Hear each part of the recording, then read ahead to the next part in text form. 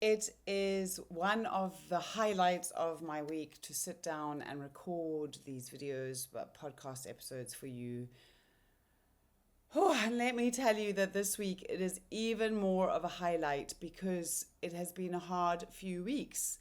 And I love that I get to share with you today and to talk about something that I think that we all struggle with. So let me tell you briefly a little bit about the last few weeks.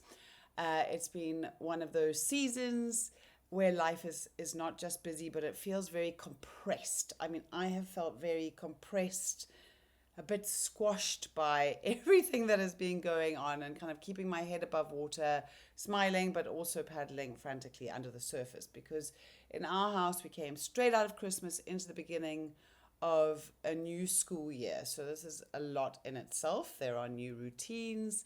There are 100 different forms, a million new WhatsApp groups to be part of.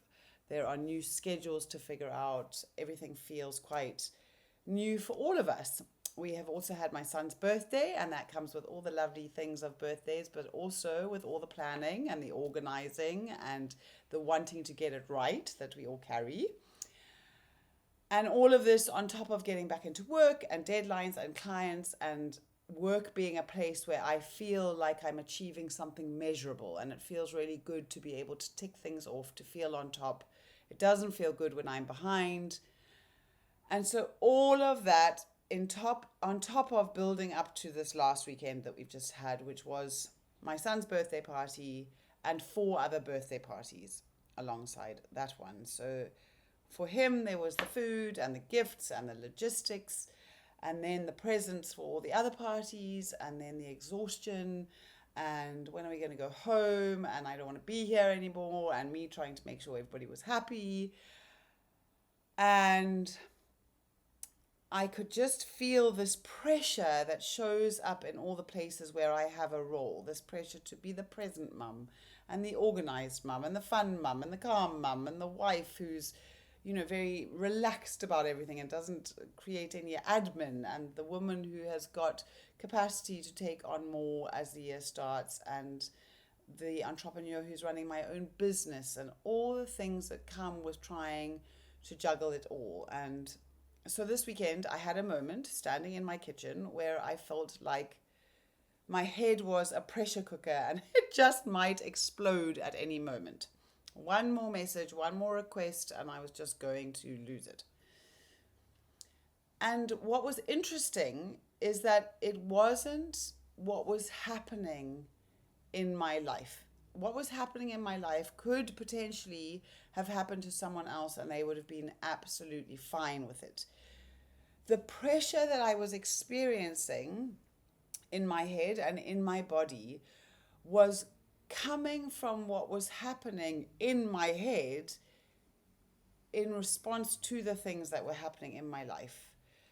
All this noise, all the kind of chatter, all the rules, all the striving, all the kind of it needs to be good enough for everybody else. And this then putting huge pressure on me. And all I could think about was I just wanted to go somewhere where it was very white and very clean, and there was nobody there who needed anything from me, and I could just breathe. But then I thought about coming back to the chaos after I'd been away to this beautiful white place, and I just got back into that place of panic. Now, one of the greatest tools of resilience is curiosity. So I remembered to use the tools that I teach you in that moment and to be curious about what was going on for me. And I took some time to kind of sift through my thoughts, to separate them out a little bit. I do this for other people, so I can do it for myself too in the moment. And I can ask myself the questions that I need to ask, and I can reflect things back to myself a little bit. And I realized that I don't need a break from my life. I don't need a beautiful, white, clean room with no noise and no people. Because yes, that might fix things for a moment, but it will not stop this feeling from coming back in full force when things get busy again, when I come back into my life. And what I needed, and what you need, if you can relate to this story and feel a bit like you want that beautiful, white, clean room, is a break from my mind. a break from the noise, a break from the rules that we are living by, from the pressure that you put on ourselves to be everything for everyone and to be so, to be good, to be right, to be that good girl that we suffer from, good girl syndrome that I've talked about before. That is what so many of us working mums are actually longing for, is just relief from the noise in our minds. You can be an absolute powerhouse, which you are. You can be exceptional at your job. You can manage meetings and deadlines and teams and performance appraisals. And then you get home and the invisible load, the emotional load, the mental load, whatever load it is you're carrying, leaves you feeling like you are hanging on by a thread. And so today we're going to talk about breaks, about what breaks you can take, because it's not the kind of break that you think that you need, not the Airbnb on your own for a weekend or the spa day or maybe even that moment that you are just longing for alone on the loo. I'm going to talk about the kind of break that is actually going to change your life. And it is a break from the things that even follow you when you go to the Airbnb, that follow you when you go to the loo, even if you're alone. And it is a break from the internal pressure, from that noise, from the striving and the working so hard to do all the things that you think that you need to do to be the person that you long to be.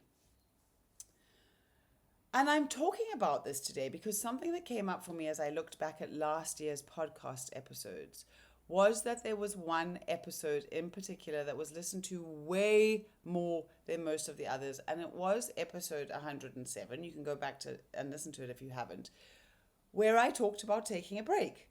And it was really interesting. This really caught my attention, especially over the last few weeks when I have wanted that break myself and been feeling that pressure. Because it is just showing me that there is something about what you are living with. And it's not just the busyness of being a working mum, but the exhaustion from which it feels like there is never going to be any relief. And I have noticed it in my clients. I've noticed it in conversations with friends. In the women that I speak to in schools and in workplaces, and obviously in the story that I've told you in myself. And yeah, just this episode's popularity confirmed that we are looking for a break, and we've just come back from the holidays a few weeks ago. But what I realized was that the break that we take doesn't actually bring that relief that we're hoping for. Because we stop, we rest, maybe we step away from our desks, and that noise follows us, follows you, and you fall right back into that place of pressure the moment that you walk back into life. So geographical distance from life does not bring relief, because there is then, on top of that, even if you do go away on your own for a little bit, there's guilt for leaving everyone at home, or for needing the break in the first place, or for not being able to cope better. And there's, all these other feelings that come up when we do walk away. So I wanted to come back to this, not because rest is not important. I'm not saying that a girls' weekend or a weekend alone every now and again is not incredibly valuable. But I want to come back to this because we have been aiming for the wrong kind of break. And I want to talk about the kind of break that is going to help you, the kind of break that is going to give you the relief that you need. So psychology and neuroscience and all of the research that's been done shows us that stress is not just caused by busyness or the volume of things that we've got to do. Stress is an internal response to that external busyness. And this internal response is driven by our perceived responsibility for everybody else around us, everything else around us. Our responsibility for people's happiness, or to fix people's problems. or to make sure that everything is good and perfect and in place. And we hold this internal pressure and the sense that something is at stake, something is under threat if we don't step into the space and the challenges that are around us. So that the stress is not the challenge, the stress is our internal response to the challenge, whether the challenge is the new school year or the birthday party or a client or a deadline. So your nervous system does not simply relax because you have nothing to do or because you can't see all the things that do need doing, which means that when you go away from all the things that need doing, you don't get the refreshing that you need. Your nervous system will only relax when it feels safe.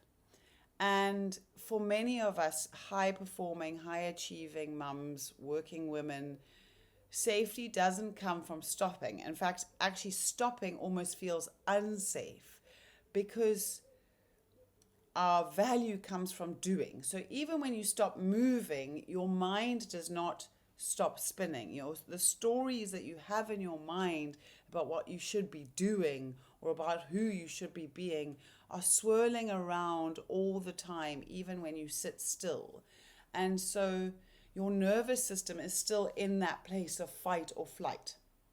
And, as I was saying, the pressure actually sometimes gets louder. Your nervous system gets even more reactive when we slow down because of these stories that we have consciously or subconsciously about all the things that we should be doing.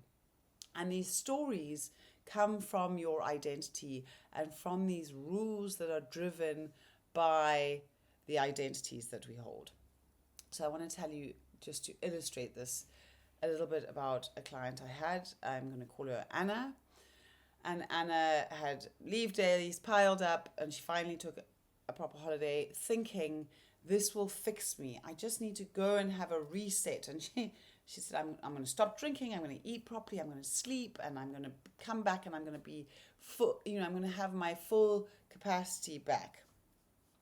But she found that even on her holiday, she was irritable and snappy, and then she was feeling guilty for not enjoying that holiday, and she was restless. And I remember she came back after her holiday and she said, Charlotte, I just don't understand. I wasn't working. I wasn't rushing. I wasn't, I'd stepped away from everything, but I was so on edge. And so we dug a little bit deeper and we started to see those rules that were driving her, this kind of edginess and irritability. And while she was on holiday, she was scanning all the time, monitoring everybody's emotions. Are they okay? Managing everyone's needs. Do they have what they need? Do they, are they thinking this about me? She's judging herself, trying to prove that she was doing everything right, feeling like it was her job to keep everything smooth and running smoothly. And so her nervous system was still working overtime. She was being run by that good girl identity that told her that she had to do it right in order to be good enough.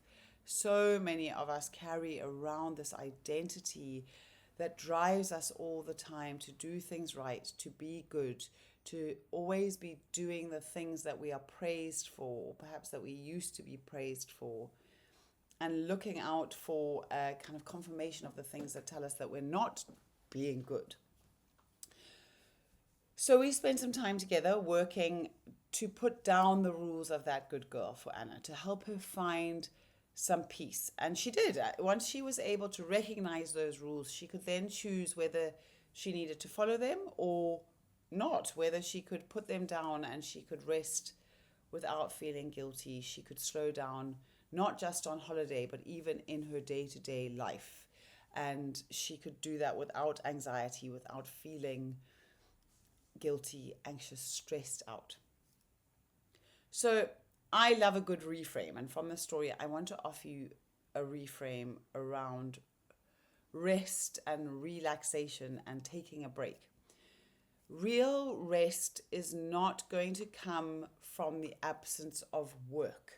Real rest, and this is something that you can have even when you are working, is going to come from the absence of inner pressure. You are going to experience real rest when your nervous system is not on high alert anymore, when your mind isn't scanning for what's next and forcing you into that place of doing in order to earn your worth.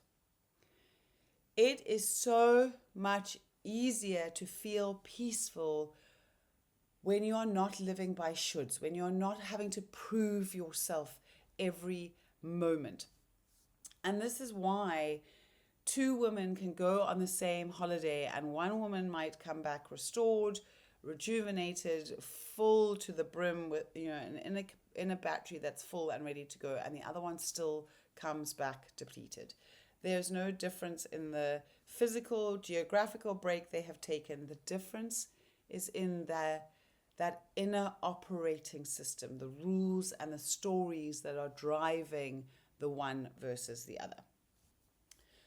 So I want to invite you today, as we start to wrap this up, to notice when you find yourself asking, when or where can I get away? When am I noticing that I just need a break?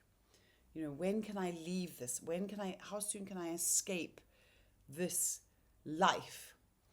And change that question to, where am I putting pressure on myself that I could actually choose to take it off or to put down that pressure? So instead of saying, I need a break, ask yourself, what rule is running me right now? Maybe it is a rule that looks like I must be everything to everybody, or I must be perfect, or I must cope. I should be able to cope. I need to keep everyone happy. I mustn't disappoint anybody. Musts, shoulds, needs. These are the things that are exhausting you. It's not life. It's not what's going on around you, but it's the rules that you are living by as you live your life that are driving your need from a break. So taking a break from those rules, whether it's a short break or a permanent break, that is what we want in the long run, is a permanent break from these rules. That is the break that you need. It's not a break from your life. It's not a break from your job. It's not a break from your children or your family. It's a break from the inner noise, the inner pressure.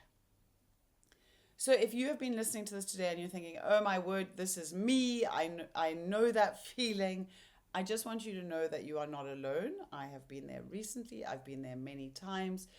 And I just know that it's having the resilience to step into curiosity and notice the rules that are running the day that allows you to let go of that pressure, to put that pressure down. So if you want help quietening the noise, that pressure, those internal rules, the striving, I would love to support you in that, especially as I'm just coming off the back of it. And the freedom of being able to move out of that space is just so, it just creates a lightness and a peacefulness, which is what we're all after. So if you would like some support with that, please book a free call with me. We can gently unpack what's really going on underneath the overwhelm, underneath the pressure. We can start to build that steadiness and that peace that you have been craving. I would love to offer you a free 30-minute call. There's a link below the video or in the show notes on the podcast where you can book a call with me. You do not need a holiday. You do not need time away to escape from your life. You just need, here I am saying need, if you can find a place where there is less pressure, more peace, more ease inside, then you will have a break from the chaos. And this can be the case when you build what I call the mental muscles of resilience. These mental muscles mean that it doesn't matter what is going on around you, because you will be able to choose how you feel about what is going on around you, how you think, what the stories are about what is going on around you, and then how you respond to what is going on around you. I notice with my clients that within weeks of working together, they start to feel less pressured. They find that they can take a holiday as a holiday rather than as that escape, but they also don't need that holiday as desperately as they did a few weeks earlier. It is just the most glorious place to be. I found myself back in that place now, able to cope again, able to take on more without collapsing under the pressure, without exploding, without that pressure cooker pushing onto my brain. And that is what I want for you.